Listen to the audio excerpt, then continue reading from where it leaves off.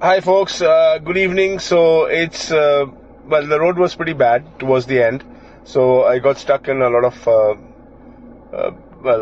quite a bit of a storm and a lot of bad traffic. So we've had to call the drive off for today at 9:49 p.m. So I'm somewhere in between Satara and Pune. So there we are. So it's 9:50 p.m. and the Odo reading is 070227. Overall, it's been a very good drive. I'm sure you guys have tracked me quite well on that.